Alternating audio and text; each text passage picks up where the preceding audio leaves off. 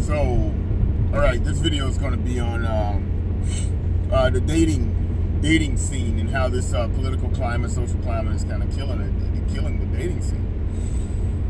And when I say this, I'm talking about the fact that a lot of clients, male clients and male friends that I have that do like the online dating, it's funny. They'll sit there and they'll send me screenshots of different women's profiles, and I've always seen it really from the men's perspective, not necessarily the women's perspective. But I will say from the men's perspective, you'll see a lot of women saying, if you're conservative or if you're a Trump supporter, then do not contact me. I said, you know what? At this point,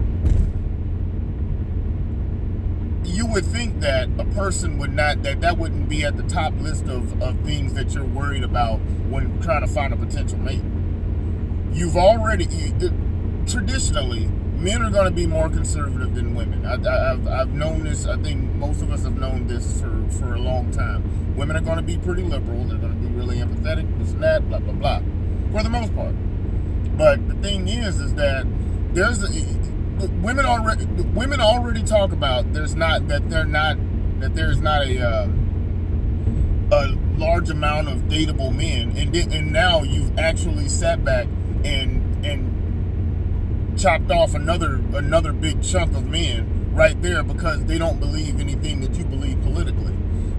And side note to this would be that I guarantee you, all of these people that talk about that if you don't believe in abortion or you don't believe in these different things, then don't talk to me, blah, blah, blah. But I guarantee you they don't ask that from the AAA guy that comes and gets them and saves them from a flat tire off the side of the road at 11, 12, 1 o'clock in the morning or something like that.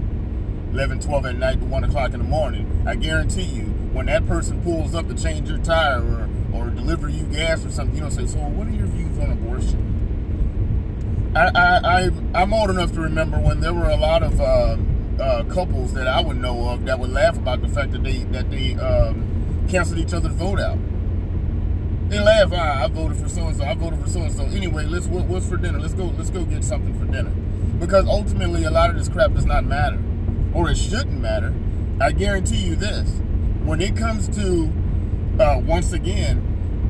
when it comes to something like a real stressful situation, be it a societal breakdown or something like that, the last thing you're going to ask the people up the street, as far as banding together or trying to figure something out, is so what are your views on abortion? Because I really can't have someone that believes in abortion, or that believes in abortion or does not believe in abortion, to see if they have a can of beans up the road. I mean, you're not going to say these things. So why are people? It's like people are literally letting people that have absolutely nothing to do with their day-to-day lives. They're letting these people determine their happiness or how happy they are. You can literally be happy with someone that says, "Hey, we know what, we don't agree with these things, but I love you, care about you, blah blah blah." And so, and honestly, I'm going to blame the media. I'm going to blame people like the Jimmy Kimmels and and all of these people that sit back and tell you that sit back and say that you can't even be friends with people from the other side. You can't even associate with people from the other side. That's the problem with calling people the World War II N-word. That's the problem with calling people that you disagree with stuff like that, is because you feel as if that person should not even be a person that you converse with in any way, shape, or form. They have nothing good for you, ever. And it's sad. I think ultimately the losers in this whole thing are going to be women. Because there's going to be more women that there's going to be more women that will say, you know what, I'm not really worried about things like that, than there will be men, of course. And let's be honest, there's more women looking for serious relationships than there are men. On top of everything else, you have this social media type dating, where women are approaching dating the same way men are approaching dating. Let's be honest, men are more visual. They're having women approach dating in a very visual way. And that's really not traditionally the way women approach it. I'm not saying all women, of course not. But the thing is that women usually look a little deeper than men do. That's for damn sure. But now, like I've seen on these profiles, these guys, well, he must be 6 foot or taller. Well, there you go. You've already sectioned that. So okay, so over 6 foot. He's got to be over 6 foot.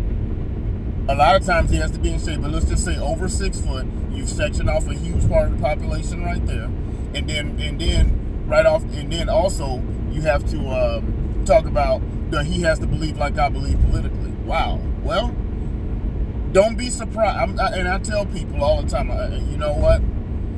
The female clients that'll say stuff, or in the male clients, I say, you know, the shameful thing about that is these same people will be looking at 60 years old trying to figure out why they're alone. They have no idea why. They were really, really looking. No, you weren't. Because you let something so goddamn superficial stand in the way of, but if a guy, they'll say, well, a guy has to be in shape or muscular, this and that. Well, you section off another large part of the dating pool for yourself.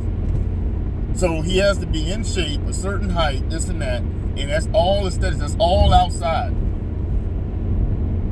And these women are doing that, and they have no options, and they're trying to figure out. They have no idea why they're single. No idea. When it all comes down to it, like I said, none of this stuff, like the political stuff, none of this stuff matters. Ultimately, it does not matter.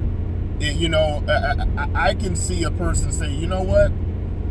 I honestly could see a guy say, you know what, if she wants to go to the Women's March, you go right ahead.